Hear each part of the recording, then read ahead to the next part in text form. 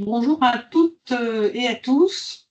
Nous sommes très heureux que vous nous rejoigniez aujourd'hui pour cette heure passée ensemble sur le sujet effectivement des évolutions de notre certification HQE et notamment ce sera l'occasion de vous détailler l'évolution de notre offre exploitation qui s'agrandit avec l'offre One Shot.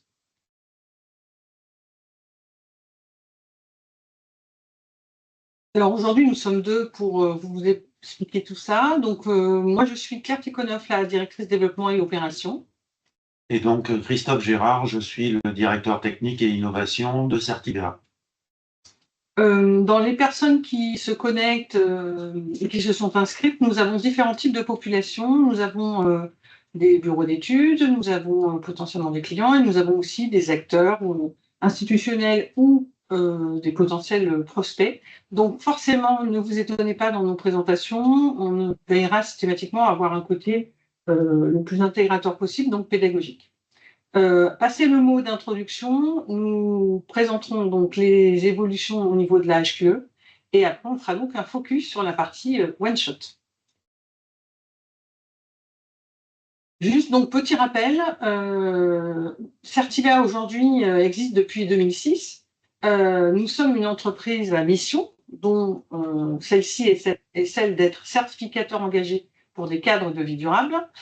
Nous sommes une structure privée, mais filiale d'un acteur public qui est le Centre scientifique et technique du bâtiment. Et comme vous le voyez, nous faisons partie d'un certain nombre de filiales. Ce qui explique effectivement, et par cette configuration, mais aussi surtout par le fait d'être entreprise à mission, nous sommes dans une logique d'intérêt général et d'intégration d'un maximum d'acteurs au niveau de la société française. Nous intervenons sur différents périmètres au niveau mondial. Effectivement, le rappel est que, notamment en Europe, la France est un des pays qui s'est le plus engagé historiquement sur ces réflexions de certification ou labellisation. Et donc, nous sommes leaders en France. Dernier petit point, nous sommes soumis au COFRAC et tous les ans réévalués pour pouvoir exercer le métier de certificateur. Nous intervenons donc dans un cadre mondial, soit directement dans certains pays, soit en s'appuyant sur un réseau de partenaires. Notre réflexion, elle est effectivement de proposer des certifications et des labels. Nous en reparlerons dans quelques secondes. Nous sommes à destination du secteur tertiaire, donc non résidentiel, qui bien sûr intègre les bureaux, mais tout un tas d'actifs très variés. Et nous intervenons même aussi bien dans une logique de construction, de rénovation, le cycle de vie du bâtiment, donc jusqu'à bien sûr l'exploitation, qui est le sujet d'aujourd'hui. Et nous intervenons sur un cadre, bien sûr, au niveau du territoire, ou bien du sujet des infrastructures, qui peuvent être par exemple liées à la mobilité, ou qui peuvent être liées à la gestion des déchets et autres. Notre raisonnement de base est que pour apporter une véritable valeur, il faut fonctionner en tierce partie. Donc nous avons des auditeurs qui interviennent. Et nous sommes dans une logique, quand on écrit des référentiels systématiquement en s'associant à des acteurs, nous sommes dans une logique de porter une vision soit dans le cadre français, soit d'apporter une vision dans un cadre mondial qui sera dans ces cas-là la vision européenne, si on est par exemple sur le sujet du numérique. Certibéa aujourd'hui propose une offre qui est relativement large et qui intègre en fait de manière simple 3 familles du côté des certifications et 3 familles du côté des labels. Pour faire très simple, entre une certification et un label, c'est le nombre de thématiques à traiter qui va faire la vraie différence. Sur la logique des familles de labels spécialisés, vous voyez les cases où effectivement il y a un E qui apparaît et qui vous reprécise celle qui propose une offre liée à l'exploitation. Donc vous voyez qu'en fait, on a une offre exploitation qui est relativement étendue. Et quand on est sur la partie de droite sur les labels, vous voyez qu'effectivement, les familles en fait de labels intègrent plusieurs thèmes et donc différents types de labels. Pour synthétiser aujourd'hui, ce qu'il faut retenir, c'est qu'effectivement, dans la famille environnement, en termes d'exploitation, nous avons le thème de la biodiversité avec le Biodiversity Life. Dans le cadre de la qualité de vie, nous avons en exploitation le sujet osmose, sur la qualité des cadres de travail. Sur la famille du numérique, on a le référentiel R2S. Et quand on est du côté des certifications, nos certifications, qui existent donc en offre, rénovation et exploitation, sont ouvertes aussi bien en bâtiment durable Je vais vous en parler juste après. Le cadre de l'Alliance HQE, c'est important de le rappeler. Nous faisons partie de l'Alliance HQE qui couvre le résidentiel et le tertiaire. Donc, nous ne sommes que sur le tertiaire. L'Alliance HQE représente elle-même, dans le cadre du JBC, le JBC France. Et effectivement, les 4 engagements qui ont été déterminés par l'Alliance HQE correspondent à un socle très important chez nous, qui vont déterminer nos certifications ou qui vont irriguer nos labels en spécialisation. Vous avez donc la thématique de la qualité de vie, du respect de l'environnement, du management responsable et de la performance économique. Je passe maintenant la parole à Christophe qui va rentrer un petit peu plus dans le détail opérationnel de nos évolutions. Alors effectivement, je vais vous présenter maintenant les évolutions de la toute dernière version des référentiels HQE. Donc vous voyez ici que ça concerne à la fois le référentiel HQE bâtiment durable et le référentiel HQE bâtiment, donc qui concerne la partie bâtiment. Et ces référentiels vont s'appliquer à toutes les typologies tertiaires et aux établissements de santé.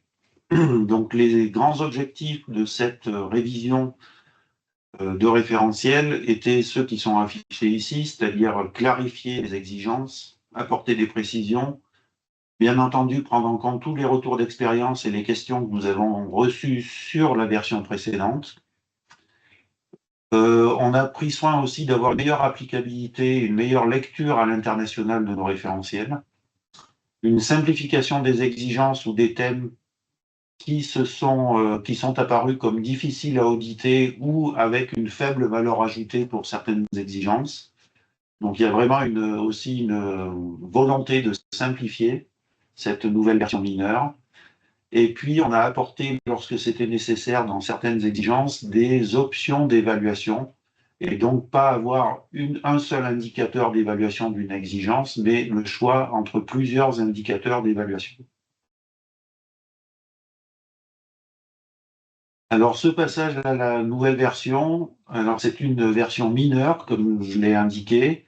Donc, ce passage à une nouvelle version, il se fait automatiquement. Donc, si vous aviez, par exemple, une certification en cours sur la version précédente, HQE bâtiment durable V4, par exemple, votre opération va passer obligatoirement et de façon automatique à HQE bâtiment durable V4.1, donc la nouvelle version mineure. Alors, il n'y a pas de modification des notes atteintes. C'est-à-dire que si vous allez passer de la version 4 à la version 4.1 et vous atteignez par exemple le niveau excellent sur cette version V4, vous restez excellent dans la version V4.1. Il peut y avoir quelques modifications de pourcentage de notes atteintes, mais normalement vous restez sur le même niveau de certification.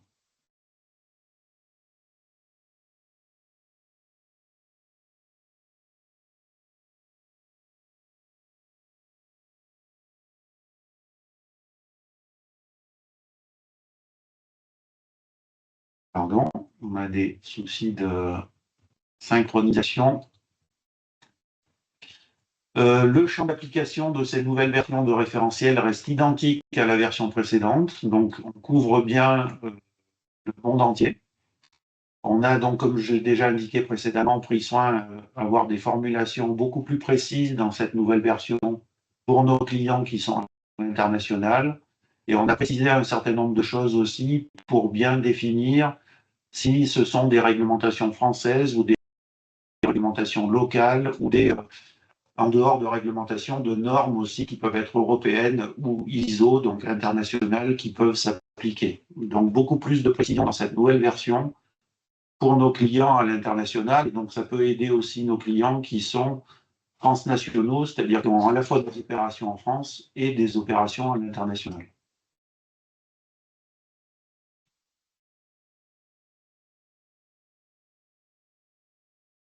Dans ce référentiel, dans ces référentiels, on a aussi ajouté des non-applicabilités possibles. Donc ça, ce système-là de non-applicabilité va permettre vraiment d'adapter l'évaluation de votre opération à son contexte.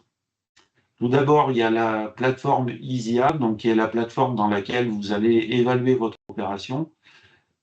qui va faire des tris en fonction du cas qui vous concerne. Donc, en fonction du référentiel que vous avez choisi, soit HQE bâtiment durable, soit HQE bâtiment, et Claire vous indiquera ensuite comment peut se faire ce choix. Ensuite, il y a un tri des thèmes applicables aussi à votre opération en fonction du type d'opération. Est-ce que c'est de la construction neuve? Est-ce que c'est de la rénovation?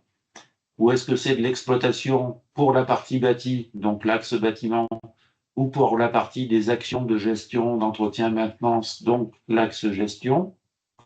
Et puis ensuite, il y a aussi des applicabilités en fonction du secteur d'activité. Par exemple, certaines exigences sont applicables qu'au secteur logistique et d'autres qu'à l'enseignement, par exemple. En exploitation, et c'est important pour le focus qu'on fait aujourd'hui, en fonction du périmètre de responsabilité du demandeur de la certification. Donc, si c'est un propriétaire qui fait la demande de certification, il aura des exigences qui ne vont pas s'appliquer si c'est un exploitant qui fait la demande de certification. En fonction de la phase aussi, on peut avoir des exigences qui vont être contextualisées. Donc, un programme, conception, réalisation, exploitation. Si je prends l'exemple du chantier, ben, il n'y aura pas les mêmes exigences en programme, conception et puis en réalisation. Et puis des conditions particulières dues au contexte de l'opération aussi. Donc là aussi, vous pouvez avoir une adaptation de l'évaluation en fonction de ce contexte spécifique à votre opération. Une nouveauté dans cette version mineure, c'est qu'on a bien spécifié quand on avait des non-applicabilités qui étaient de façon évidente non applicables, et puis des non-applicabilités, là encore, pour essayer de valoriser au mieux votre opération, où vous, en tant que demandeur de la certification, vous pouvez déclarer l'exigence applicable ou pas. Donc, ça peut vous permettre, par exemple, de prendre en compte une exigence que vous pourriez déclarer comme non applicable, mais quand même de la prendre en compte pour valoriser mieux et avoir une meilleure note sur votre opération. Donc, ces non-applicabilités-là, elles sont contextuelles. Et si vous décidez de rendre non applicable cette exigence, il va falloir le justifier. Alors que dans le cas de gauche, c'est une non-applicabilité évidente. Par exemple, l'exemple que je prenais tout à l'heure, si vous êtes sur un bâtiment de bureau, ben, les exigences de logistique sont non applicables pour vous, point. Il n'y a rien à justifier. Alors, dans nos référentiels de certification, il y a aussi un principe de base qui est, si vous avez un contexte très particulier qu'on n'aurait pas pris en compte, et on a essayé de prendre en compte tous les contextes possibles, mais on peut se trouver parfois dans une condition très, très particulière. À ce moment-là, vous nous faites une demande de non-applicabilité spécifique. Si cette non-applicabilité n'est pas déjà présente dans le référentiel, et là, vous nous posez une question et on vous indique si on vous autorise ou pas à rendre cette exigence non applicable. Et pour cela, pour que ça soit non applicable, il faut qu'il n'y ait pas d'enjeu sur votre opération par rapport à cette exigence.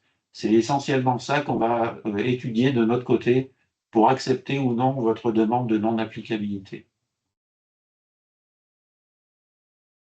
Alors, sur nos référentiels aussi, depuis la V4, et on a encore accentué ça dans la V4.1, on a mis en place un système de cahier des charges preneur, puisqu'on a souvent des opérations qui sont livrées en blanc ou qui sont livrées en brut. Et parfois, on a des opérations d'ailleurs qui mélangent les deux. C'est-à-dire, on peut avoir aujourd'hui des opérations qui sont sur certains étages, par exemple, livrées complètement finies, puis livrées en blanc sur d'autres étages, et enfin livrées en brut sur les derniers étages ou sur certaines parties. Donc, on a spécifié de façon assez précise, exigence par exigence. Ici, c'est un tableau résumé. Mais ce qu'on devait absolument mettre en place sur l'opération, et puis ce qu'on pouvait déléguer à un cahier des charges preneur, qu'on donne aux preneurs qui vont, eux, finir l'aménagement du bâtiment. Et sur les équipements de production, on a rajouté aussi quelques exceptions, notamment pour les bâtiments logistiques et les bâtiments de commerce. Alors ici, vous avez, globalement, c'est un exemple pour les bâtiments en construction. C'est un principe de base qui est que la différence essentielle entre les référentiels HQE bâtiment et HQE bâtiment durable, c'est le périmètre des thématiques qui sont traitées. On y reviendra un petit peu plus précisément dans la suite. Mais globalement, les thèmes de HQE bâtiment sont inclus dans un ensemble plus large qui est HQE bâtiment durable, qui va plus loin et qui traite plus de thèmes. Ici à l'écran, vous avez le cas des opérations en construction neuve. Il y a un nombre de thèmes différents pour la rénovation et l'exploitation. Ces référentiels sont construits aussi pour avoir une échelle identique en construction, en rénovation et en exploitation. Donc l'échelle que vous voyez à droite, ABCDEF, c'est l'échelle que vous allez d'évaluation que vous allez retrouver sur l'ensemble des thématiques techniques qui sont évaluées dans nos référentiels. Donc cette échelle, elle a été construite pour permettre à un propriétaire de parc, par exemple, qui a à la fois des bâtiments neufs, des bâtiments existants, et puis aussi qui veut évaluer une rénovation sur un bâtiment qui rénove, permettre d'évaluer sur une même échelle l'ensemble de ces typologies d'opérations. Comme je l'ai indiqué, donc les thèmes qui sont les thèmes à l'intérieur des référentiels HQE bâtiment et HQE bâtiment durable sont identiques, c'est-à-dire qu'on va traiter de la même façon, par exemple, l'acoustique, avec les mêmes indicateurs et les mêmes niveaux, quand on est dans le référentiel HQE bâtiment ou quand on est dans le référentiel HQE bâtiment durable. Alors d'ailleurs, si je continue l'exemple de l'acoustique, si on remonte sur l'échelle ABCDEF, le niveau C, quand on est sur un bâtiment d'enseignement où il y a une réglementation sur l'acoustique, un bâtiment neuf qui est réglementaire du point de vue de l'acoustique, il va être au niveau C. S'il fait des efforts et qu'il traite mieux les indicateurs acoustiques, il va être en A ou en B. Et un bâtiment rénové ou existant, lui, il va pouvoir être en D ou en E, voire parfois en F. Et on a reproduit ce système-là sur l'ensemble des thématiques. Donc globalement, le cas général, quand on est en bâtiment neuf, on est au niveau C, c'est-à-dire qu'on a un bâtiment standard qui ne fait pas d'efforts particuliers ou qui répond à la réglementation s'il y en a une sur le thème concerné. Donc vous voyez ici l'échelle de façon plus précise. Donc globalement, on évalue les thèmes sur un pourcentage de points atteints. Vous avez toujours les mêmes pourcentages dans tous les thèmes. Et ces pourcentages de points, eh bien, ces points sont distribués dans les exigences de chacun des thèmes. Et ces points sont relatifs soit à plusieurs niveaux à atteindre dans l'exigence, soit à des niveaux atteints, non atteints, soit des points donnés en fonction d'une valeur, par exemple, de consommation ou d'émission de CO2 qui donne directement un nombre de points. Ensuite, on donne aussi une note sur les engagements, donc les 4 engagements qu'a mentionné Claire tout à l'heure, c'est-à-dire respect de l'environnement, performance économique, qualité de vie et le pilotage maîtrisé. Donc là, on délivre un nombre d'étoiles. Donc ça continue à nous être demandé par nos clients de pouvoir valoriser aussi le fait que leur opération a, par exemple, accentué les efforts sur la partie qualité de vie à l'intérieur du bâtiment. Et ensuite, on donne une évaluation globale. Donc ça, c'est la note que vous allez avoir sur votre certificat une fois que vous êtes certifié. Donc vous allez avoir une note performant, très performant, excellent ou exceptionnel. Alors ici, j'ai donné des exemples de pondérations. Donc ces pondérations n'ont pas bougé entre les versions précédentes et cette nouvelle version de référentiel. Donc vous voyez qu'il y a des pondérations, des pourcentages de points. Les 4 colonnes mentionnent la construction, la rénovation, l'exploitation avec ce bâtiment et l'exploitation avec ce gestion. Et donc, il y a une répartition des notes selon les 4 engagements concernés et selon le type d'opération dans lequel on est. Donc ici, vous avez l'exemple de HQE bâtiment durable V4 ou V4.1 pour les bâtiments tertiaires. Ensuite, on a la même chose sur le HQE bâtiment pour les bâtiments tertiaires aussi. Alors, vous voyez qu'il n'y a pas la performance économique dans HQE bâtiment, puisque ce référentiel d'HQE bâtiment, en fait, le périmètre des thèmes qui sont traités couvre les thématiques qui étaient traitées dans les tout premiers référentiels HQE qui étaient en 14 cibles. Donc en fait, ce référentiel HQE bâtiment, c'est vraiment la continuité en termes de périmètre par rapport aux anciens référentiels où il y avait uniquement 14 cibles. C'est pour ça que vous n'avez pas, par exemple, ici, l'engagement performance économique. J'ai remis ici donc la même chose sur le HQE bâtiment durable, cette fois pour les établissements de santé. Et vous voyez que pour les établissements de santé, qu'il y a un référentiel spécifique, parce que c'est des opérations très très spécifiques. Donc on a souhaité avoir un référentiel dédié sur ces bâtiments-là. Il y a des pondérations qui sont un petit peu différentes, mais toujours avec globalement les mêmes proportions, mais quelques différences quand même. Et idem pour le HQE bâtiment, avec le même principe, toujours sans la performance économique. Vous avez remarqué dans les 4 slides que j'ai passés ici que à droite, les pourcentages n'avaient pas bougé. Donc pour être exceptionnel, quel que soit le référentiel choisi et la typologie de bâtiment, il faut toujours avoir 85% des points au global dans le référentiel, 70% pour être excellent, 50% pour être très performant et 40% pour être performant.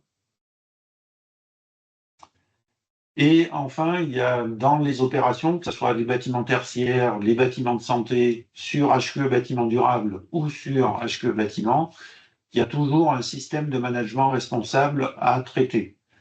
Et donc, ce système de management responsable, on a veillé à ce qu'il soit conforme aussi à la structure de haut niveau des normes ISO. Donc, ça va être les mêmes paragraphes que vous avez dans une ISO 9000 ou dans une ISO 14000 ou dans le référentiel HQE. Et on a 2 niveaux quand vous faites une opération isolée. Donc, on a le niveau M1 opérationnel où il y a vraiment quelques exigences essentielles à traiter. Et puis un niveau M2 qui est maîtrisé, où là, vous avez des exigences à traiter sur toutes les thématiques de management responsable. Et puis la partie droite, c'est un petit peu spécifique, c'est-à-dire si vous avez un parc de bâtiments, on va vous demander de déployer l'ensemble des exigences de management de la même façon sur l'ensemble de votre parc. Et c'est ça qu'on va venir regarder. Si je prends un exemple, on a dans ces systèmes de management une exigence qui demande de faire une analyse du site de votre opération. Et cette analyse de site, on a 2 niveaux dans l'analyse de site. On a un niveau M1 avec moins d'éléments à regarder dans l'analyse de site qu'au niveau M2. Donc vous pouvez soit rester M1, soit M2 quand vous êtes opération par opération. Et quand vous êtes sur un parc, là, on va vous demander de décliner le niveau que vous avez choisi à l'ensemble de vos opérations. Donc, ce qui veut dire que sur votre SMG, vous pouvez tout à fait décliner une analyse de site de niveau M1, donc plus restreinte, mais sur l'ensemble de votre parc. Et à ce moment-là, on considère que vous êtes M3 sur l'ensemble de votre parc. Donc, pour être certifié, il y a un rappel ici, il faut être M1 minimum pour être certifié HQE. Donc là, c'est la description de ce que je disais un petit peu avant sur le système de management général. Donc quand vous êtes dans le cas d'un parc, et donc là, vous devez décliner l'ensemble des exigences de management à l'échelle de votre parc, et on va venir vérifier ça lors d'un audit d'une opération de votre parc. On va venir vérifier d'une part que vous mettez en place en tant qu'entité demandeuse d'une certification sur tout votre parc, mais vous allez décliner des exigences générale à votre entité. Et puis ensuite, on va venir regarder, opération par opération, que les exigences de management sont bien déclinées de la même façon sur toutes vos opérations. Et donc ça vous permet, en tant que client, quand vous déclinez votre certification sur l'ensemble de votre parc, ça vous permet d'avoir des échantillonnages d'audit Et donc, nous, on ne va pas venir auditer toutes vos opérations, mais on va échantillonner, on va choisir, nous, les opérations qu'on audite, et ça va vous permettre de diminuer vos coûts de certification. Alors là, j'ai remis les différentes thématiques. Donc là, vous avez toutes les thématiques et on va regarder quelques points techniques qui ont été modifiés dans cette nouvelle version mineure, donc qui sont sur les thèmes qui sont cochés en vert ici. Donc vous voyez les différentes couleurs. Là, le rose, c'est pour la qualité de vie. Le vert, c'est pour le respect de l'environnement. Le jaune, c'est pour la performance économique. Et le bleu, le violet, c'est pour le pilotage maîtrisé et tout ce qui est gestion durable quand on est en exploitation. Donc, quelques éléments techniques qui ont été simplifiés, adaptés dans la nouvelle version mineure. Donc, sur l'accessibilité, c'est un thème qui était trop important dans la HQE. Donc, par ailleurs, Claire l'a pas mentionné, mais dans nos labels thématiques, on a un label accessibilité. Donc, on a décidé de supprimer des exigences dans la HQE, sachant que si vous souhaitez aller plus loin sur cette thématique-là, vous pouvez associer, ou indépendamment d'ailleurs, choisir un label accessibilité chez nous. Donc, on a supprimé des exigences qui n'étaient pas primordiales et on a aussi clarifié beaucoup de choses sur ce thème-là, donné des exemples d'applicabilité de ces exigences et de comment on peut les justifier. Et puis, on a supprimé des critères techniques qui étaient difficiles à auditer et qui n'étaient pas primordiaux dans certaines exigences. Par exemple, on avait une exigence qui demandait d'avoir un seuil d'entrée qui soit à la fois franchissable sans effort et contrasté. Donc là, la partie contraste était très difficile sur ce type d'exigence-là à justifier. Ça prenait beaucoup de temps aux entreprises, aux bureaux d'études et en audit. Et donc l'essentiel dans cette exigence, pour nous, c'était le caractère franchissable du seuil et pas le caractère contrasté. Donc on a enlevé, par exemple, dans cette exigence, la partie contraste. Sur la qualité de l'air, là, de tous les retours d'expérience qu'on a eus sur les versions précédentes, on a adapté un petit peu l'évaluation aussi. C'est-à-dire qu'on a autorisé à avoir, alors quand on est en construction neuve ou en rénovation, en phase conception, d'avoir un cahier des charges qualité de l'air qui indique ce que vous allez faire sur votre opération, mais sans avoir à faire ni de simulation ni de mesure jusqu'à la conception. Par contre, si vous prenez ce choix-là de faire un cahier des charges en conception, là, on va vous obliger à faire des mesures en réalisation. Et puis, quand on est en exploitation, sur un cycle de 5 ans, jusqu'à l'année 2, vous pouvez aussi justifier par un cahier des charges de qualité d'air. Mais si on a l'assurance que sur le reste du cycle, vous allez faire des mesures. Et puis, pour la logistique, on a de plus en plus de cas aussi où on a des entrepôts logistiques seuls, sans aucun autre type de locaux. Et donc là, on a mis une évaluation de la qualité d'air uniquement qui permet de traiter les opérations logistiques où il n'y a que des entrepôts. Sur le confort visuel, on a adapté aussi les évaluations. Donc, il y avait par exemple la suppression d'un critère d'angle de vue dans une exigence d'accès aux vues. Donc là, dans la version précédente, on avait 3 critères pour cette exigence d'accès aux vues. La distance à laquelle l'on voit à l'extérieur, l'angle de vue que l'on a depuis un local, et puis qu'est-ce que l'on voit? Est-ce que l'on voit le sol? Est-ce que l'on voit le paysage? Ou est-ce qu'on voit le ciel? Ou une combinaison de ces 3 aspects? Donc, ce qui nous a semblé, et on avait fait ça dans la version précédente, parce que c'est conforme à une norme européenne qui traite de ce sujet-là et globalement de l'éclairage naturel dans les locaux. Et on s'est rendu compte que d'une part, cet aspect d'angle était très, très chronophage, là aussi pour les bureaux d'études, et n'apportait pas vraiment de valeur ajoutée au confort et à la qualité de vie dans les locaux. C'est-à-dire que l'essentiel, c'est vraiment de déterminer ce que l'on voit et la distance jusqu'où on voit. Parce que pour la qualité de vie, c'est vraiment, est-ce qu'on a de la vue sur de la vie au sol? Est-ce qu'on a aussi la possibilité de reposer son regard au loin? Par contre, l'angle dans lequel on voit ça, c'est quand même marginal. Donc on a supprimé ce critère-là, là aussi, pour simplifier les évaluations, les temps d'études et donc aussi diminuer les coûts. On a, pour les mêmes raisons, simplifié les justifications pour les stores vénitiens et les brises soleil orientables, donc sans avoir des critères techniques très poussés à justifier. Et puis, pour l'exploitation et la rénovation, dans certains cas, on a bien précisé aussi ce qu'on attendait comme justification au niveau E, jusqu'au niveau E, pas au-dessus, mais jusqu'au niveau E, avec le respect du code du travail, notamment en exploitation. Pour le confort acoustique, là ça rejoint l'évolution pour une meilleure applicabilité à l'international.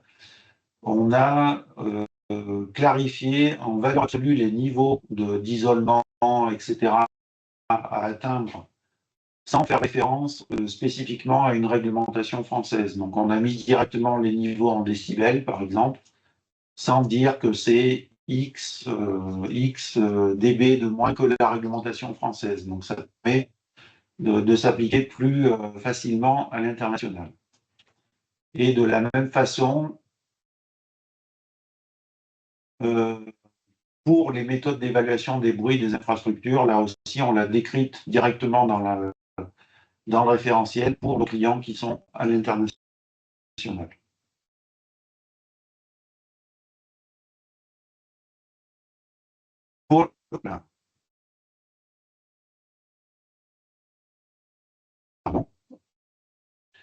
Pour l'énergie et l'eau, il y a deux aspects qu'on a modifiés un petit peu en parallèle. On a des exigences, donc quand on est cette fois en exploitation, des exigences qui vont permettre de valoriser les opérations qui font des réductions de consommation pour l'énergie ou l'eau.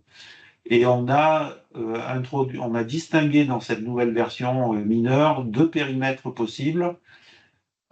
Pour l'énergie, un périmètre qui est à la main du demandeur de la certification et qui va valoriser les efforts que lui fait sur son périmètre qu'il maîtrise, et puis un périmètre complet qui est relatif au décret tertiaire, qui est plus large parfois que le périmètre maîtrisé uniquement par le demandeur de certification. Donc ça permet là aussi d'adapter au contexte de l'opération. Et puis on a fait quelques précisions sur l'énergie, sur le décret tertiaire. Et c'est le même principe pour les consommations d'eau, c'est-à-dire que certains demandeurs en exploitation réduisent leur consommation sur le périmètre qu'ils maîtrisent, et puis d'autres vont pouvoir avoir une réduction des consommations sur tous les postes de consommation, y compris ceux qu'ils ne maîtrisent pas directement. Pour l'adaptation au changement climatique, donc là on a modifié, alors sans aller jusqu'au bout de tout ce que l'on pouvait faire, parce que ça nous faisait basculer dans une version majeure de référentiel, mais on a quand même fait des modifications pour préciser des choses dans ce thème adaptation au changement climatique, notamment sur les scénarios du GIEC et les nouveaux scénarios du GIEC, les fichiers météo qui sont associés à ces scénarios. On a modulé au scénario du GIEC choisi. Pour les bâtiments tertiaires, on a modifié la catégorie de la norme à prendre en compte pour le confort en climat dégradé. Donc c'est la catégorie 2 en tertiaire et ça reste la catégorie 1 pour les établissements de santé. Et puis on a ajouté une option pour l'albédo, pour l'exigence sur les îlots de chaleur, pardon. Donc là, c'est un exemple de ce que je disais en introduction sur on ajoute des options d'évaluation pour vous permettre d'avoir le choix de comment vous justifiez votre exigence. Pour la biodiversité, on a inclus un indicateur qui s'appelle le CBSH, donc le coefficient de biotope par surface harmonisé, qui est issu du projet CAP 2030, et donc il y a un coefficient de biotope par surface qui va certainement être inclus dans les futures réglementations environnementales. Et puis, on a assoupli un peu le niveau à atteindre pour les recommandations que va vous donner un écologue si vous en avez un sur votre opération, ce qui n'est pas obligatoire en certification. Pour l'adaptabilité, on a pour les bâtiments tertiaires cette fois, puisque le travail avait déjà été fait pour les établissements de santé, on a diminué le poids de l'adaptabilité numérique par rapport aux autres parties de ce thème. Et puis, on a ajouté pas mal de non-applicabilité de ce thème-là en exploitation et en rénovation. Donc, pour les bâtiments qui sont en exploitation sur l'axe bâtiment et en rénovation, pour donner plus de souplesse à l'évaluation de ce thème. Pour le commissionnement, c'est essentiellement des précisions qui ont été des précisions et des assouplissements qui ont été apportés pour cette thématique-là. Et puis aussi, on a ajouté un taux de résultat acceptable pour les tests qui sont faits des systèmes qui sont commissionnés sur l'opération.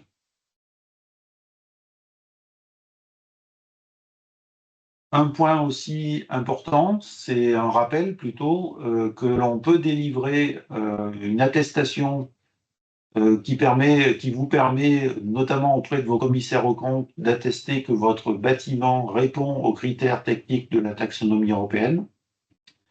Donc ça concerne le HQE bâtiment durable, donc V4 et V4.1, en construction, en rénovation et en axe bâtiment uniquement en exploitation. Donc cette attestation, elle ne dépend pas en fait du niveau global atteint. C'est pas parce que vous êtes excellent que vous répondez à la taxonomie, mais c'est parce que vous avez répondu aux exigences du référentiel HQE qui correspondent aux critères techniques de la taxonomie européenne. Donc même si vous êtes excellent ou exceptionnel, si vous n'avez pas répondu à une des exigences qui est critères techniques de la taxonomie, ben vous ne pouvez pas avoir cette attestation. Donc, quand vous êtes en HQE BDV4 et dans donc, notre plateforme ISIA, vous avez une partie taxonomie dans cette plateforme. Et puis, on peut délivrer aussi cette attestation en dehors de HQE BDV 4.1, donc soit avec des versions HQE précédentes, ou même sur des opérations qui sont sans aucune certification. Donc ça, si vous êtes intéressé par ça, n'hésitez pas à nous contacter. Alors, moi, je reprends la suite, puisque là, en fait, on bascule dans notre deuxième partie, qui est liée au fait que nous avons élargi notre offre d'exploitation. Et pour réexpliquer le raisonnement et la logique aujourd'hui, donc il y a des choses qui ont déjà été précisées par Christophe préalablement, donc je ne rentrerai pas de manière trop longue. Mais grosso modo, ce qu'on veut pour retenir aujourd'hui, c'est que la réflexion de Certivéa, c'est de proposer de la souplesse dans la réflexion exploitation. Et donc, il y a une logique méthodologique à appliquer et avec plusieurs étapes. Quand on fait des rendez-vous, on a des étapes plus longues. Aujourd'hui, on a simplifié sur les 2 premières étapes. Aujourd'hui, en fonction des acteurs qui peuvent être présents à cette webconf, on peut se retrouver dans des combinaisons où, en fait, on est un acteur de l'immobilier, on a tout un tas de bâtiments sur un même site ou ailleurs, et on va parler de parc. On peut aussi être un acteur qui a quelques bâtiments parce que son activité n'est pas historiquement de faire en centrale de l'immobilier, voire un acteur qui peut n'avoir qu'un seul site avec son siège. Donc, déjà, on part de situations qui sont extrêmement variées. En fonction des besoins qui peuvent être différents, nous, effectivement, on propose dorénavant 2 possibilités en termes d'exploitation. La première, quand même, réflexion qu'il faut intégrer dans le cadre de Certivéa et de son offre, c'est la largeur de cadre. Donc, Christophe en a déjà parlé. Vous retrouvez effectivement la présentation aux couleurs vertes et bleues. C'est-à-dire qu'en fait, il y a une partie des thèmes qui sont liés à HQE bâtiment construction, qui vont se retrouver communs si vous choisissez la version BD, qui est beaucoup plus large et qui va avoir un nombre de thèmes plus important. Donc, quand vous êtes dans le cadre, dans votre réflexion de largeur de cadre, la première réflexion, c'est est-ce que vous êtes intéressé pour certifier une logique de bâtiment ou bien de gestion? Est-ce que vous avez besoin de bâtiments ou de bâtiments durables? Donc, comme l'avait redit Christophe, on a les mêmes exigences pour certaines en commun et les niveaux d'exigence sont demandés sont les mêmes. Ça, c'est le premier niveau qu'il faut vous poser comme question. Alors, si on passe au slide suivant, la deuxième étape qu'il faut se poser, c'est effectivement quel type de site vous avez. Alors, quand on est dans la partie de droite, c'est l'offre que nous avions jusqu'à présent, et qui bien sûr continue, qui est l'offre sous une logique de cycle d'intervention. C'est-à-dire qu'on est sur des sites, si on en a peu, emblématiques, représentatifs, ou bien si on a plusieurs sites ou un parc, qui nécessitent quelque part de constater une progression, ou suivant les cas, un maintien de niveau, dans une logique d'une certaine périodicité, qui en moyenne s'étale entre 5 et 6 ans. Donc ça, c'est la logique de cycle.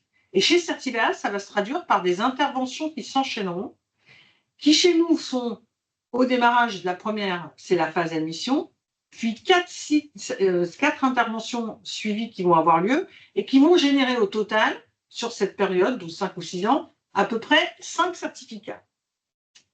Le dernier certificat qui sera émis, vous connaissez dès le démarrage sa date limite de valeur, puisqu'en fait, quand vous obtenez votre certificat en phase d'admission, la durée de validité maximum du certificat que vous obtiendrez à la fin sera de 5 ans. Et comme l'a précisé Christophe, quand on est dans ce genre d'exploitation, donc vous allez faire des travaux étalés dans le temps, vous allez progresser sur certains niveaux ou pas, suivant votre stratégie déterminée. Et dès que vous avez minimum 4 sites, vous pouvez effectivement considérer qu'on est dans un système de management général, que Christophe a détaillé préalablement, et qui va effectivement permettre d'échantillonner un certain nombre de sites via une racine carrée. Là où il y a une grande évolution, et qui est donc le sujet de ce deuxième focus, c'est qu'on a voulu répondre à beaucoup de sollicitations d'acteurs qui n'étaient pas forcément à l'aise dans ce type de cycle d'intervention et qui, eux, de leur côté, avaient déjà peut-être pas forcément une activité centrale qui était liée à fait de faire de la gestion d'immobilier. Vous pouvez avoir des acteurs qui, effectivement, ont peu de sites. Vous pouvez avoir un acteur qui, par exemple, vient d'acheter un site et qui veut l'intégrer à son parc et lui donner tout de suite une valorisation d'un point de vue exploitation. Vous pouvez, à l'inverse, avoir un site que vous n'exploitiez pas d'un point de vue développement durable, certification, et pour lequel vous souhaitez lui donner une visibilité au moment de la future vente. Et puis, vous pouvez aussi avoir dans un parc des bâtiments qui demandent un certain niveau et un suivi très particulier, et puis d'autres bâtiments qui ne le nécessitent pas. Donc, pour tenir compte de toutes ces sollicitations, nous proposons dorénavant une autre offre qui s'appelle l'exploitation one-shot. Elle fonctionne de la manière suivante. Vous avez en tout et pour tout une seule phase à passer, qui est la phase admission. Ce type d'exploitation n'est pas basé sur le fait de constater une progression ou un niveau. Elle est plutôt basée sur un moment où on a besoin de donner pour un certain temps une lecture du niveau atteint par ce site. Donc, il n'y a qu'une phase à passer. Il n'y aura en tout et pour tout qu'un seul certificat pendant le one-shot que vous aurez choisi. Par contre, le certificat aura une valeur pendant 3 ans. Bien sûr, après le fait d'avoir passé l'exploitation one-shot, même si le certificat dure 3 ans, vous pouvez très bien déterminer qu'en fait, vous souhaitez refaire une exploitation one-shot avant la durée maximum de 3 ans. Ça pose aucun problème. Donc, ce slide a vocation à vraiment vous préciser les 2 types d'offres qui sont présentées et qui visent des réflexions qui sont différentes. Dans le slide suivant, c'est un rapide rappel. Aujourd'hui, donc, l'offre classique sur 5 ans enchaîne des interventions étalées qui s'enchaînent. Quand on est par contre dans le one-shot, il y a un seul audit à un moment donné, qui est l'audit admission. Et dans le cas du one-shot, si on est dans une logique de parc pour plusieurs sites, par contre, on a besoin de voir chaque site. Donc, il n'y a pas de possibilité de proposer un SMG. Alors j'enchaîne aussi avec une évolution importante de nos référentiels en exploitation. Le niveau minimum global pour être certifié ne va pas changer, donc il faut toujours atteindre 40% des points au global sur l'opération. Par contre, on vous autorise à avoir un niveau F sur les thèmes quand vous êtes en exploitation avec ce bâtiment ou en exploitation avec ce gestion. Il y a 3 exceptions à ça. Les 3 thèmes où vous devez à minima être E, donc comme dans la version précédente, c'est l'énergie, le carbone, et quand vous êtes en exploitation avec ce gestion, le thème gestion durable. Vous voyez le grand tableau à droite, Là, c'est le tableau pour HQE bâtiment durable V4.1. Donc, vous voyez que sur les deux dernières colonnes à droite, exploitation axe bâtiment et exploitation axe gestion, sur les thématiques techniques, vous pouvez aller jusqu'à F, sauf sur énergie, carbone, et quand vous êtes en exploitation axe gestion, sur la gestion durable, vous devez être un minima E. Alors, pour les néophytes, le niveau F, Christophe, ça veut dire qu'il y a quand même des études à faire, ou est-ce que ça veut dire que si on respecte systématiquement la réglementation, on est niveau F? Ça dépend des cas, mais il y a très peu d'études à faire. Voilà. Alors, on a fait ça pour, d'une part, ouvrir un petit peu, puisqu'on a eu beaucoup de retours qui indiquaient justement des études qui étaient demandées et qui ne servaient plus à rien ensuite sur l'opération pour son exploitation. Donc ça va vous permettre de faire en quelque sorte des impasses sur certains thèmes, mais pas trop, parce que si vous voyez la dernière phrase en bas à gauche, si vous avez trop de thèmes en F, ben vous allez peut-être pas pouvoir atteindre les 40% de points minimum sur l'ensemble du référentiel. Donc ça va vous donner une possibilité de traiter un ou deux thèmes en F, mais pas plus. Donc ça vous permet quelques exceptions. Donc ici, ils sont rappelés effectivement pour à gauche HQE bâtiment et à droite HQE bâtiment durable, les nombres de thèmes que vous avez en axe bâtiment et en axe gestion, et avec cerclé aussi les thèmes qui doivent rester au niveau E obligatoirement. Donc vous voyez à gauche en axe bâtiment, par exemple, on a dans HQE bâtiment 15 thèmes, et quand vous passez en HQE bâtiment durable, vous en ajoutez 6. Et quand vous êtes en axe gestion, vous avez 13 thèmes, et quand vous passez en HQE bâtiment durable, vous en avez 16. Alors, les nombres de thèmes qui sont indiqués là, c'est en incluant la gouvernance, donc le système de management responsable. Donc, alors, ce qui est indiqué là dans les phrases, c'est ce qu'on a déjà un petit peu dit précédemment. Comment dire, le bénéfice aussi de cette nouveauté, c'est de pouvoir, notamment quand vous êtes sur un axe, comment dire, un cycle de 5 ans, vous pouvez étaler les coûts des études que vous souhaitez mettre en place sur votre opération et qui ne sont pas obligatoires, hein, je le rappelle. Donc ces études-là, vous pouvez étaler leurs coûts sur l'ensemble du cycle, puisqu'on ne vous demande plus qu'elles soient réalisées dès l'audit d'admission. Donc là aussi, c'est une évolution par rapport à la version précédente. Vous avez la possibilité d'étaler vos coûts sur l'ensemble du cycle d'exploitation. Et je rappelle que ces études, en fonction du niveau que vous visez sur votre thème, elles ne sont pas obligatoires à fournir. Si vous avez un crème qui est à côté et qu'effectivement, il vous préconise de faire certaines études un peu plus tard pour des travaux, parce que c'est optimum un peu plus tard, ben vous pouvez faire ces études plus tard. C'était un petit rappel pour vous mentionner aussi que si c'est utile pour vous, on a mis en place des documents aussi. Là, c'est un focus sur l'exploitation. Donc, on est passé effectivement d'un dernier référentiel vraiment sur l'exploitation en 2012. Donc, il y a 12 ans d'écart entre 2012 et la sortie de ces référentiels.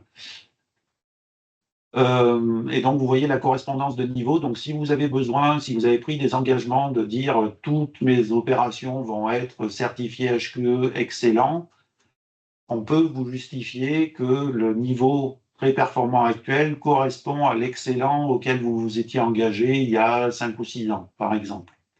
Donc ça, n'hésitez pas à nous demander ou à demander à vos référents qui travaillent sur vos opérations, qui ont aussi accès à ces documents-là, si vous en avez besoin en justification. Alors là, on passe à un temps de questions-réponses. Voilà, tout à fait. Je ne sais pas s'il y en a dans le chat. On va ouvrir le chat. Si, je pense à Alexia.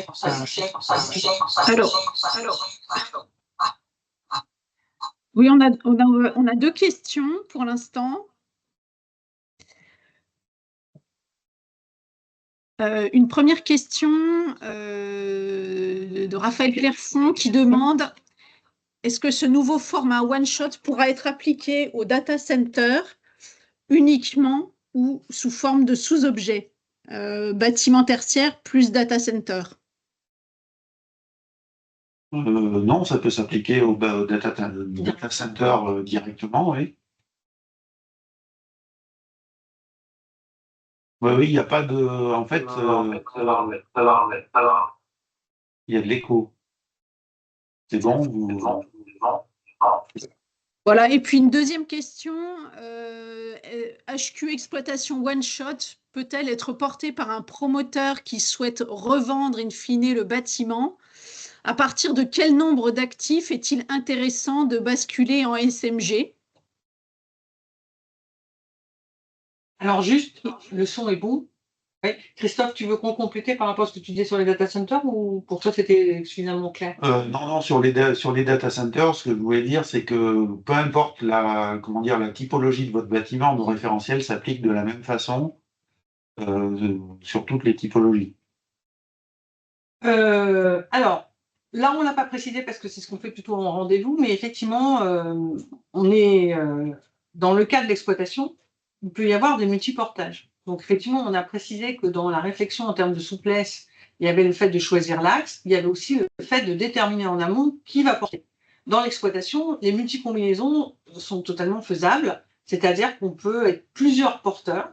Que ce soit bâtiment ou que ce soit gestion, il y a des préférences classiques, mais en fait, toutes les combinaisons sont possibles. Donc, vous pouvez porter parce que vous êtes le propriétaire, vous pouvez porter parce que vous êtes le gestionnaire, vous pouvez, dans l'axe, vous pouvez potentiellement être aussi un utilisateur, ça peut être aussi un acteur. Donc, effectivement, pour répondre à la question, aujourd'hui, dans le métier de la certification, qui porte, soit c'est effectivement de manière générale en dehors de l'exploitation, soit c'est le propriétaire au démarrage, soit c'est son aide à maîtrise d'ouvrage, mais ça peut être aussi un contractant. Donc effectivement, un promoteur n'a pas de contraintes et de limitations, et donc il est totalement, c'est ce que j'ai cité tout à l'heure, possible dans le cas du one-shot de pouvoir demander à répondre aux questions du référentiel one-shot.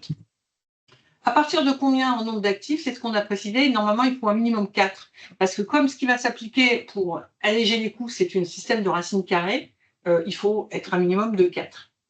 Est-ce qu'il faut un prérequis de durée minimale avant d'entrer dans un cycle d'exploitation, cycle one shot? Non. Mais grosso modo, on parle bien de l'exploitation. Donc, c'est la partie la plus longue des bâtiments en termes de vie. Il faut idéalement que le bâtiment soit utilisé et qui ait bien sûr la capacité à donner des consommations.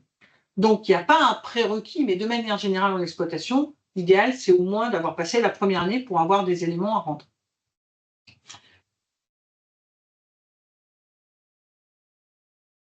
On prend la question.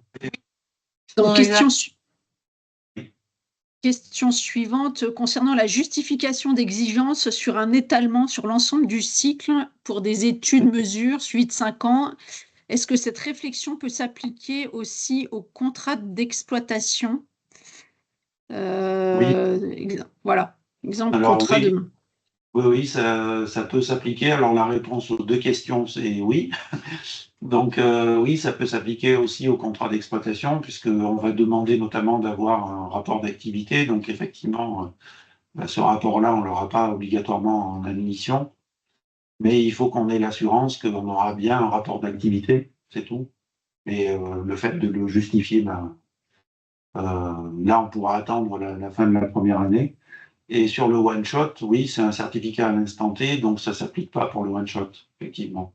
De même, petite précision, même si la question peut-être ne nous sera pas posée, le point sur lequel Christophe a insisté tout à l'heure dans la logique de cycle avec un enchaînement d'interventions et où en phase d'admission, la plupart des études ne sont pas obligatoires dès la première année. Par contre, effectivement, si vous choisissez le one-shot, en fonction des études que vous allez vouloir et du niveau que vous allez viser, donc plus vous allez prendre un niveau élevé, plus vous avez d'études, de choses à pouvoir prouver. Effectivement, dans le cas du one-shot, les différentes études que vous devez donner seront obligatoires au moment de la phase d'admission. Alors, le coût. Alors, le one-shot, le système, alors paiement une seule fois, Oui, normalement, enfin, en tous les cas, nous, on génère une seule facture au moment où il est demandé lié à la phase d'admission. Il y a une différence de prix notable, c'est-à-dire que quand on est en exploitation cycle, ça dépend des surfaces, mais grosso modo, et du nombre d'axes qu'on choisit. Mais grosso modo, les prix commencent quand même à partir de grosso modo 23 000 euros. Quand on est, donc pour la durée totale, quand on est sur la partie one shot, les prix en fonction des surfaces vont démarrer à 14 000 euros. Alors, effectivement, il existait une offre, merci d'avoir posé la question, qui était liée au fait des 3 ans. C'est-à-dire que le cycle pouvait être soit sur 5 ans, soit, en fonction de certaines nécessités, uniquement sur 3 ans. Cette offre-là, elle s'est arrêtée, donc tous les acteurs qui se sont engagés continuent à viser l'obtention de leur offre sur 3 ans. Et donc, quand on nous posait la question de, effectivement, est-ce que quelle est la différence? Eh bien, la différence, c'est que quand vous preniez l'offre exploitation de 3 ans, vous aviez 3 interventions qui allaient s'enchaîner et qui allaient nécessiter par 3 fois d'apporter des modes de preuve et de demander et d'avoir une présence et d'avoir des échanges. Et vous pouviez faire constater une progression ou un maintien de niveau. Alors que là, et vous deviez surtout expliquer, dans la logique aussi du décret tertiaire, quelle était votre ambition et le programme sur 3 ans. Alors que quand vous êtes dans l'offre one shot, vous n'avez pas besoin de fournir tous ces éléments-là et vous demandez juste, pour un contexte qui peut être spécifique, d'avoir la validation du niveau d'exploitation du site tel qu'il est en l'état. Quel est le système de facturation sur l'offre one shot? Donc, c'est indirectement répondu tout à l'heure, c'est-à-dire que comme il n'y aura qu'une seule intervention, et qu'on préconise que l'exploitation one-shot soit contractualisée au moment où vous êtes plutôt prêt, puisque c'est quelque chose qui arrive de manière assez condensée, effectivement, la facturation se fait en une seule fois. Donc, elle n'est pas divisée sur 3 ans. Nous, notre intervention va se limiter en une fois, donc la facturation est faite en une fois. Alors, le one-shot est délivré à la mission et valable 3 ans. Il y a possibilité de refaire un audit pendant ces 3 ans. Quel impact, point de vue, coût et autres? Alors, voilà, je vais vous repréciser. À chaque fois que vous allez redemander d'être évalué sur une exploitation one-shot, ça va régénérer une contractualisation et ça régénère un coût. Donc, pour répondre, parce qu'il peut y avoir différentes combinaisons possibles en fonction du point de départ de chacun, c'est sûr qu'un acteur qui aujourd'hui a un bâtiment, et quelle que soit la légitimité, veut une offre one-shot, s'il n'a pas de progression, s'il n'y a pas d'évolution, l'intérêt du one-shot, c'est que pendant 3 ans, son certificat va être valable.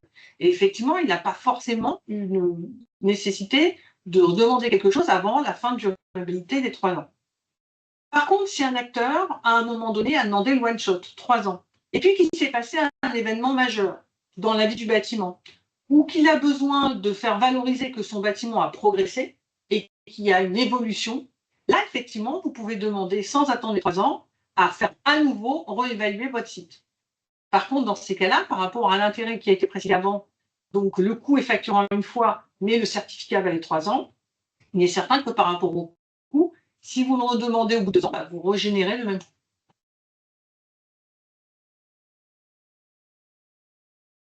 Et bien sûr, effectivement, si vous avez eu un certificat qui vaut 3 ans et que vous en redemandez un nouveau, c'est le certificat nouvellement émis qui, quelque part, sera celui qui aura la valeur par rapport au précédent.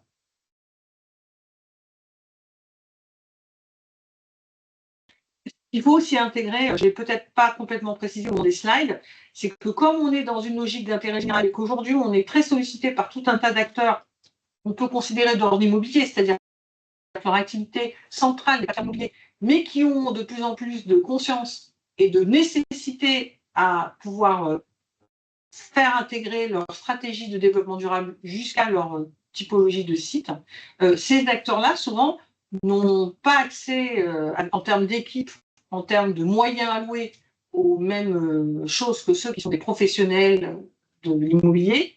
Et ces acteurs-là ont besoin effectivement d'avoir une offre ponctuellement pour pouvoir dire j'ai un bâtiment et effectivement j'ai 3 ans devant moi où je peux justifier par une tierce personne qu'effectivement mon site intègre le développement durable à un niveau X, Y, Z.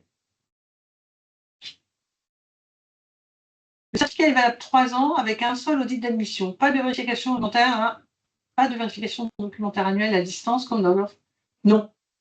Là, quand on est dans l'offre one shot, c'est pas une vérification, c'est un audit et c'est pour ça aussi qu'on ne peut pas faire de SMG. Chaque site doit être vu. Donc il n'y a pas de vérification documentaire, c'est systématiquement un audit.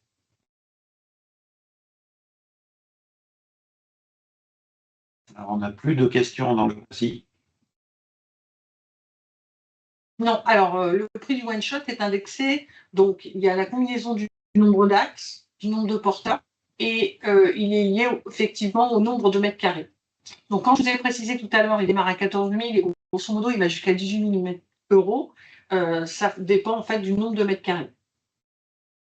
Alors, on a un projet sur une structure de 24 000 euros. Si nous souhaitons soutenir un certificat HQE global, Sur les deux axes. sur les 2 axes, Sur HQE BD, est-ce qu'on peut prendre? sauf si j'ai un collaborateur qui est connecté, parce que j'ai pas la grille devant moi, On peut répondre. on peut vous répondre ultérieurement, mais sauf si j'ai un des collaborateurs qui, par le biais du chat, peut répondre directement. Je n'aurai pas la grille pour vous répondre. Alors, je vais répondre à la question suivante. Le référentiel, en fait, c'est le même, que ce soit one shot ou sur les 5 ans. Donc, lorsque c'est nécessaire, il y a des précisions dans le texte, mais c'est le même référentiel, en fait. Alors, je regarde là quand même, j'ai la grille pas loin, donc je vais prendre 2 secondes puisque Christophe a gentiment pris la suite. Donc, si on est sur un bâtiment, ok, HQE global avec les 2 axes, à 24 000 m², vous serez dans un prix de 30, qui avoisinera les 31 000 euros. Le référentiel one-shot est disponible, bien en fait, Oui. entendu, puisque c'est le même référentiel pour. Alors, les référentiels des 4.1 sont déjà disponibles. Si vous nous faites la demande sur le site internet, par exemple, on vous les envoie. Et ensuite, bien sûr, ils sont déjà implémentés depuis le 12 mai dans notre plateforme informatique. Donc là aussi, si vous prenez un abonnement à la plateforme, vous pouvez avoir accès au référentiel. Par contre, si vous êtes sur une opération certifiée, là, l'accès à la plateforme est inclus dans le prix de la certification, bien sûr. Voilà, pour élargir, si on a des acteurs qui ne connaissent pas du tout nos us et coutumes, effectivement, quand on est engagé après contractualisation sur une certification, une labellisation, pour les certifications, il existe une plateforme qui s'appelle ISIA sur laquelle les modes de preuve doivent être déposés. Mais on a tout un tas d'acteurs qui, des fois, veulent évaluer un parc. Ils n'iront pas en certification plus tard et ça vous permet en fait donc par le biais d'un abonnement annuel de pouvoir rentrer l'ensemble des informations dans cet espace vous appartient et ça vous permet de rentrer l'ensemble des bâtiments que vous avez et de faire des évaluations grâce à l'échelle que vous a présenté Christophe tout à l'heure et dedans pour avoir des bâtiments en construction, en rénovation, en exploitation. Donc on a un espace qu'on appelle dit d'évaluation qui n'entraîne aucune contractualisation et qui vous permet effectivement d'évaluer l'ensemble de votre parc pour faire des choix.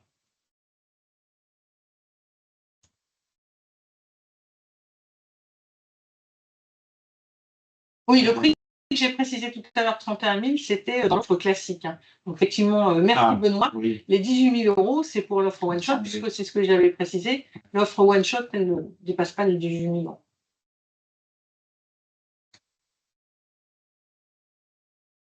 C'est le moment de vous remercier de votre attention et de ces échanges. Voilà. Si vous êtes en tant que bureau d'études, puisque là, on a présenté, on essaie d'être concis, mais il y a forcément des questions ou des choses qui vous interpellent, sur lesquelles vous souhaitez des échanges. L'ensemble des équipes de Certivia sont à disposition, mais Christophe et moi sommes aussi disponibles pour éventuellement venir dans vos locaux, répondre à vos besoins et vos questions. Donc, on a déjà eu un certain nombre de bureaux d'études, on continue à faire notre tour, on va dire, de France, et si certains ont des besoins,